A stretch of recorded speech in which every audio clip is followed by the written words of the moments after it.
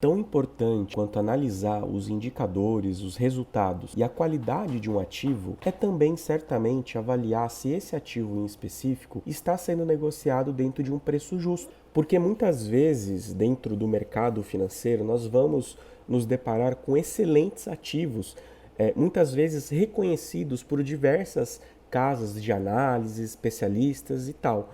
Porém, justamente pelo mercado já reconhecer a qualidade desse ativo, ele pode ser que esteja sendo negociado num preço acima do que a gente chama de preço justo. E é por isso que no vídeo de hoje eu selecionei 4 fundos imobiliários que eu vou estar de olho agora no mês de março. E para selecionar esses 4, eu me baseei basicamente no custo-benefício de cada um deles, ou seja, no preço que ele está sendo negociado hoje, bem como na rentabilidade que eles podem me entregar no médio e longo prazo, beleza?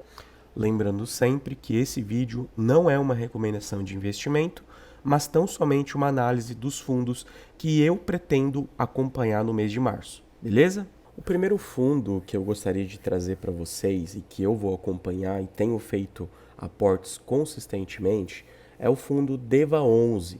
Tá? É um fundo de papel, já trouxe vários reviews sobre esse fundo aqui no canal, tá? Então se você tiver uma curiosidade de entender um pouco mais o relatório gerencial e outras informações pormenores, dê uma olhadinha nesse vídeo. O DEVA11 fechou aí o dia de hoje a R$ 86,30. Ele tem um dividend yield dos últimos 12 meses de 15,40%. É um dividend yield bem alto, né? Isso é bem interessante. E também está sendo negociado com um desconto bem bacana, tá? De 15% em relação ao seu valor patrimonial. Ou seja, a junção do retorno que ele tem dado conjuntamente com o valor que ele está sendo negociado hoje, me fizeram escolher esse fundo como um dos fundos que eu vou olhar com bons olhos agora para o mês de março. Beleza? Aqui eu trouxe um pouquinho do retorno do DEVA11 desde o seu IPO, né, que foi lá em outubro, novembro de 2020. Então vejam só, se a gente for olhar apenas a valorização da cota, no caso a desvalorização da cota, nós teríamos aí uma rentabilidade negativa de 38%, ou seja, foi realmente bem ruim a performance da cota desse fundo. Porém, quando a gente considera o pagamento e o reinvestimento dos dividendos, a gente percebe aí que houve uma rentabilidade positiva, né, de aproximadamente 36%. Ou seja, a gente teve aí uma rentabilidade mediana, né? Quando a gente for comparar com outros fundos que eu vou trazer aqui para vocês, teremos parâmetros para poder avaliar esse retorno.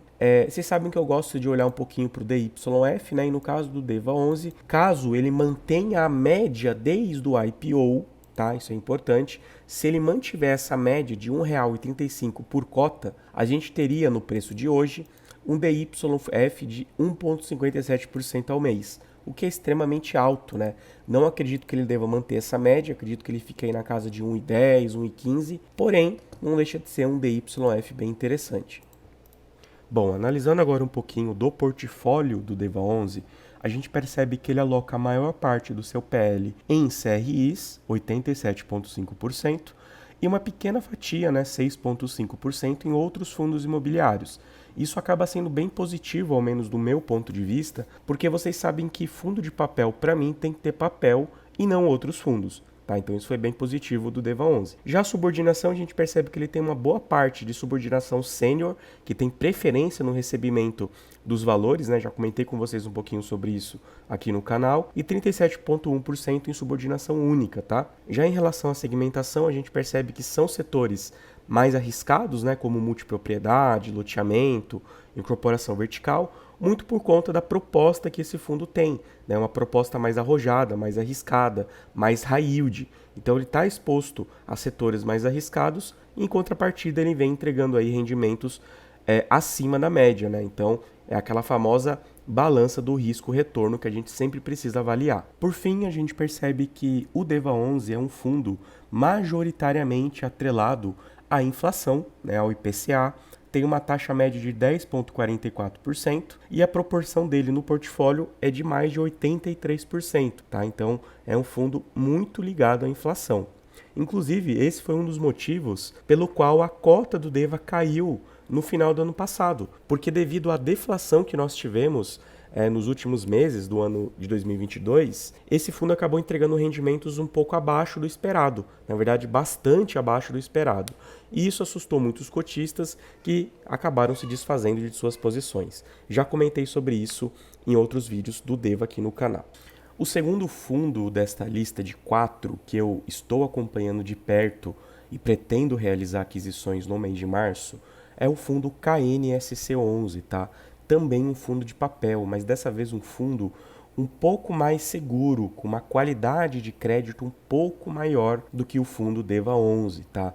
Percebam que ele está sendo negociado hoje no valor muito próximo do Deva, né, 86,58 centavos. Tem um dividend yield anualizado dos últimos 12 meses aí na casa de 11,59% e ele está muito próximo de ser negociado no seu preço justo. Percebam que o desconto que ele tem hoje é de apenas 1%. Então, apesar desse fundo aqui não estar tão descontado como o Deva 11, devido à sua segurança, sua qualidade de crédito e também aos seus últimos dividendos, né, eu vejo com muito bons olhos, tá? E é por isso que ele também entrou no meu radar para o mês de março. Bom, aqui analisando um pouquinho da rentabilidade do KNSC, a gente percebe que ele tem uma volatilidade bem menor do que o Deva 11, né? Um fundo mais conservador, não tão high grade como se parece, né? Talvez um middle risk seria uma definição um pouquinho melhor para o KNSC, porém a gente vê que ele tem uma variação bem menor, né? Ele teve uma desvalorização aí nos últimos 5 anos de 11,65%, bem menor do que o Deva 11. E a rentabilidade total, né, considerando os dividendos pagos e reinvestidos, a gente teria uma rentabilidade de 24,22%, também um pouquinho menor do que a rentabilidade total do Deva, né? Muito por conta dos rendimentos que o Deva paga, então ele desvaloriza mais, porém ele também paga mais dividendos, né? E o KNSC está meio que no meio termo, ele desvaloriza menos e paga menos dividendos. Agora analisando um pouquinho dos números que vocês sabem que eu prezo bastante no momento de decidir se eu vou investir no fundo ou não, o KNSC 11 demonstra aqui uma média de rendimento de R$1,01 por cota. Ou seja, caso o KNSC mantenha essa média de rendimento desde o seu IPO nos próximos meses, no valor de hoje nós teríamos um dividend yield de 1,19%, o que é extremamente positivo, sobretudo quando a gente considera que esse fundo tem um risco bem menor do que o fundo Deva 11, beleza? Agora, analisando um pouquinho do portfólio do KNSC 11, tem algumas informações que você precisa conhecer. Primeiro, o KNSC, percebam que ele tem mais de 100% do PL alocado. E o que isso significa? Significa que o fundo possui uma alavancagem, tá? Uma dívida. No caso, a dívida dele está na casa dos 10% do PL total que ele possui. Então é importante que você leia o relatório gerencial, entenda, conheça essa operação que acabou deixando o fundo alavancado, né? Qual foi o objetivo do fundo em adquirir, em realizar essa operação, para poder entender e ponderar se faz sentido para você ou não e se mesmo assim você pretende investir no fundo. A gente percebe que em relação aos FIIs e aos CRIs, a gente tem aí 4,6% de alavancagem, né? Ou seja, os outros 5,5% de alavancagem estão distribuídos aí tanto na LCI quanto no caixa do fundo, que está em cerca de 3,7%. Agora, olhando um pouquinho para a indexação deste fundo imobiliário, a gente percebe que ele possui 58,1% em IPCA, em inflação, e 38,5% em CDI. Então a gente percebe um certo equilíbrio entre esses dois indicadores, o que tem os seus lados positivos e negativos como qualquer outra alocação. Já em relação à taxa média, a gente vê que o IPCA corresponde a 8,70%, né, de taxa média, isso considerando a marcação a mercado, e o CDI de 3,53%. Então perceba que são taxas medianas, né? Por isso que esse fundo ele não é considerado um fundo high grade, tá? Ele se encaixa mais num fundo middle risk. Agora, finalizando, olhando um pouquinho dos setores desse fundo, a gente percebe que a maior parte está em residencial e escritórios, mas ele também tem aí CRIs atrelados à logística, ao setor corporativo e a shoppings. Beleza? O terceiro fundo imobiliário que eu estou acompanhando de perto, e inclusive já fiz um pequeno aporte agora no mês de fevereiro, é o fundo de logística XPLG11, tá? O primeiro fundo de tijolo que eu trouxe nessa listagem de 4. Então o que acontece? O XPLG teve uma desvalorização muito alta nos últimos meses.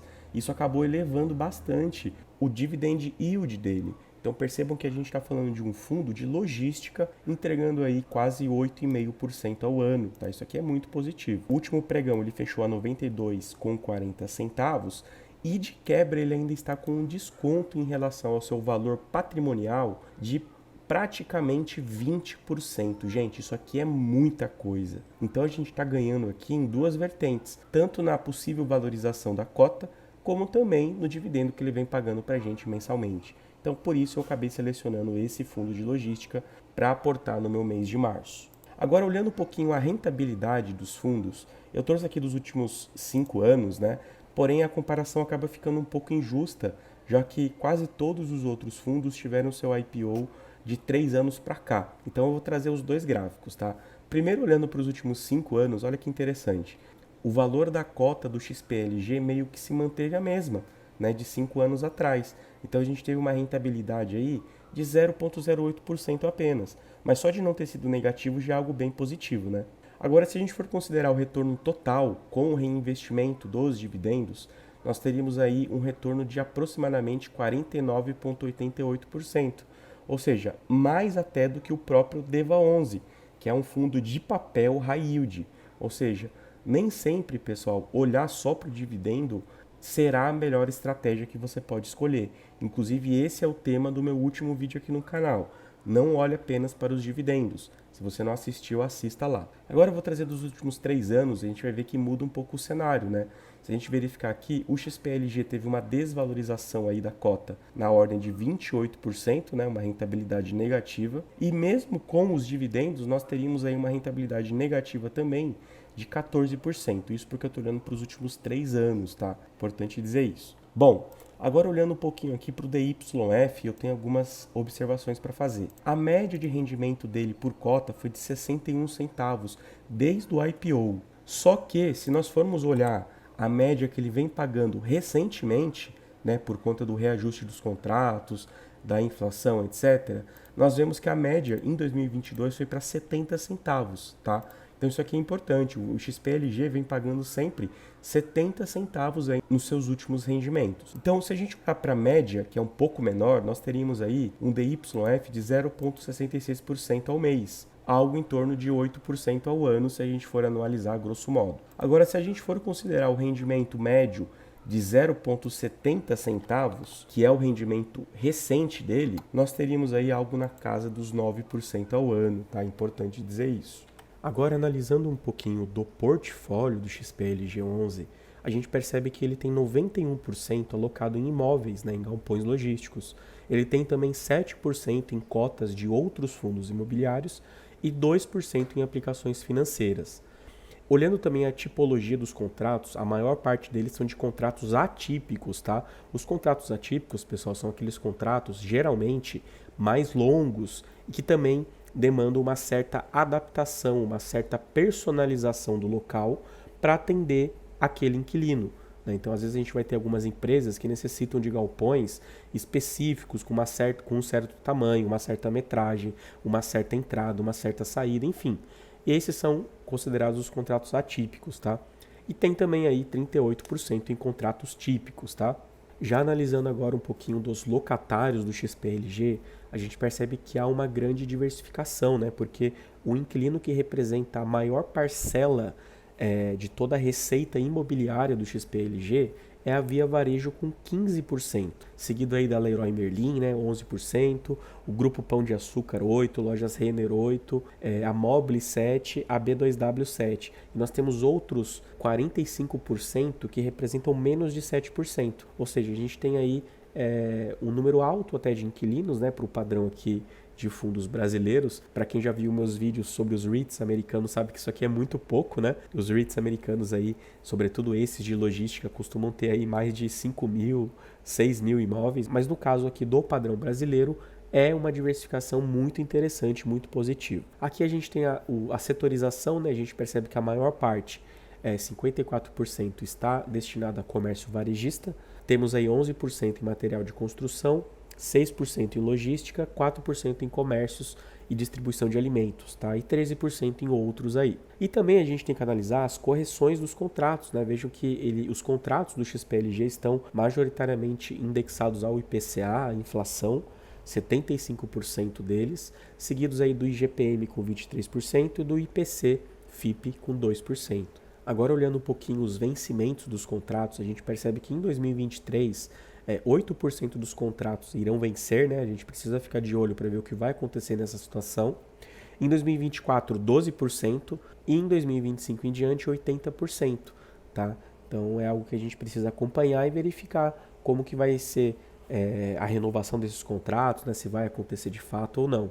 Já que a gente tem um pouquinho da vacância física dos últimos 12 meses, né, bem interessante verificar que ela vem consistentemente reduzindo, né, de 8,8% em fevereiro de 2022 para 6,8% em janeiro de 2023, ou seja, tem uma redução bem interessante e a gente espera que consiga reduzir ainda mais essa vacância física, beleza? Agora, o último fundo que eu vou estar de olho agora por mês de março e pretendo sim montar uma posição interessante é o fundo HGRU Renda Urbana, tá? É um fundo de tijolo que investe majoritariamente aí em imóveis de renda, né? Imóveis de varejo, supermercados, etc. A gente vai verificar já já o portfólio dele. Ele fechou o último pregão aí a R$ 116,16, está com dividend yield dos últimos 12 meses de 9,13% e também tem um descontinho interessante em relação ao seu valor patrimonial, na casa dos 6%, tá? Vamos dar uma olhadinha aqui na rentabilidade do HGRU nos últimos 3 anos e nos últimos 5 anos. Tá? Primeiro trazendo aqui nos últimos 3 anos, que é justamente quando nós temos uma base de dados com todos esses fundos que eu trouxe aqui para vocês. Percebam que a cota do HGRU teve uma desvalorização, né? Teve uma rentabilidade negativa de 9,88%. Tá? E quando a gente considera a rentabilidade total, ou seja, com os rendimentos pagos, nós temos aí uma rentabilidade de 8,51% positivo. Isso nos últimos 3 anos. Agora, trazendo o gráfico dos últimos 5 anos, a gente percebe que a rentabilidade foi muito maior, né? A própria cota teve uma valorização de 5,13%, ficando acima aí de quase todos os outros fundos, né? Que ou tiveram desvalorização ou mantiveram o patamar de rentabilidade como o XPLG. E considerando aí o reinvestimento dos dividendos, nós teríamos uma rentabilidade total acumulada de 67,98%. Tá? Isso é muito legal, muito interessante, um dos motivos que me fazem prestar muita atenção nesse fundo no mês de março. Agora, antes da gente ver o portfólio do fundo, vamos analisar um pouquinho aqui os números, vocês sabem que eu gosto. O HGRU tem uma média de rendimento desde o IPO de 76 centavos por cota. Isso corresponde a um dividend yield futuro de 0,65% ao mês, caso ele mantenha aqui a média de distribuição. Só que existe uma pequena diferença, porque no ano de 2022, a média de rendimento pago por ele foi de 97 centavos, bem acima da média histórica desde o IPO, né? Assim como no caso do XPLG, muito por conta aí dos contratos novos, os reajustes inflacionários, etc. Então, tomando como base apenas a média do rendimento pago em 2022, nós teríamos um dividend yield futuro no preço de hoje de cerca de 0,84% ao mês. Tá? Isso aqui corresponde a mais ou menos 10% ao ano. Ou seja, muito interessante para um fundo de tijolo, com a quantidade de imóveis que ele possui, com a qualidade da gestão que ele possui, enfim, temos várias razões aí para estar acompanhando esse fundo em específico, beleza? Agora, analisando um pouquinho do portfólio do HGRU11, a gente percebe o porquê que ele é considerado um fundo híbrido. Porque além de imóveis, que ele possui aí mais de 1,8 bilhões de reais alocados, ele também tem aí outros fundos imobiliários, né? Como o SPVJ11 com 300 milhões de reais, outros fundos com 88 milhões de reais, e ele também tem CRIs, olha só que interessante, 158 milhões de reais em CRIs, tá? E aí tem outros tipos de receita, né? De renda fixa, que é o caixa que ele tem investido hoje de 42 milhões de reais e parcelas a receber de 8 milhões de reais. Então esse é o motivo do fundo ser considerado híbrido, né? Porque ele tem bastante diversificação de alocação do seu PL, apesar de mais de 80% estar alocado em imóveis, né? Agora, olhando um pouquinho os ativos que ele possui, a gente está falando aí de 12 ativos, né? Isso é bem interessante, é bem positivo e estão alocados em vários estados aqui do Brasil, né? Majoritariamente no estado de São Paulo, com 66,9%, mas ele também tem aí 11% no Paraná, 7% em Minas Gerais, no Rio, 5% na Bahia, 1% no Rio Grande do Sul e 0,8% na Paraíba. E esses são os imóveis, né? A gente vê aqui varejo alimentício, varejo de vestuário, varejos em geral, educacional, varejo alimentício novamente no estado do Paraná. Enfim, ele tem uma diversificação bem interessante desse ponto de vista. Agora, analisando um pouquinho da vacância física do HGRU, a gente percebe que é um fundo que tem aí quase todo o seu PL alocado, né? Desde fevereiro de 2022 até novembro de 22, ele tinha 0% de vacância, tá? E em dezembro e janeiro acabou subindo para 1%, que é uma vacância muito baixa, muito pequena, o que traz uma certa segurança de rentabilidade aqui profundo e também para os cotistas, né? A gente tem aqui os vencimentos dos contratos quase que 100% após 2026. Então, basicamente, até 2025 não temos com que se preocupar em relação a contratos, né, inquilinos. Claro, considerando aí que todos os inquilinos irão honrar com as suas dívidas, né, os seus contratos. Já em relação aos revisionais, a gente percebe que em 2023 a gente vai ter 1,2% e em 2024 14,1%. Né? Então é importante a gente acompanhar para verificar o que deve ser alterado aí nesses contratos, se vai ser algo positivo para o fundo ou não, beleza? Por fim, pessoal, eu quero trazer aqui para vocês a exposição por locatário. Então a gente percebe que quase 40% da receita desse fundo é proveniente do Carrefour, né? Seguido aí das lojas pernambucanas com 18,3%, seguido aí também da Edux, né? Acredito que seja uma rede aí de educação e de outros grandes inquilinos aqui representando um pouco mais de 18% também. Aqui a gente tem a classificação por setor, interessante também essa diversificação do fundo, né? 32% no setor educacional, 18% no vestuário e 46% no alimentício. E a tipicidade dos contratos, né? Vejam que a maior parte, mais até do que o XPLG, 80,9% são de contratos atípicos. Como eu já disse, são contratos feitos, vamos dizer assim, sob medida para o inquilino, beleza? Gente, eu acho que era isso que eu queria trazer para vocês. Espero que vocês tenham curtido esse conteúdo. Deu um pouquinho de trabalho fazer essa edição, ainda que não seja nada muito complexo. Mas peço a você aí que, se esse conteúdo agregou conhecimento a você, considere se inscrever no canal. Vamos bater aqui os 2.000 inscritos o quanto antes, que é um objetivo aqui que eu tenho para o canal. E curte também o vídeo aqui para impulsionar. É um cliquezinho só seu que ajuda demais a gente a crescer, tá bom? Muito obrigado, gente. Abraço.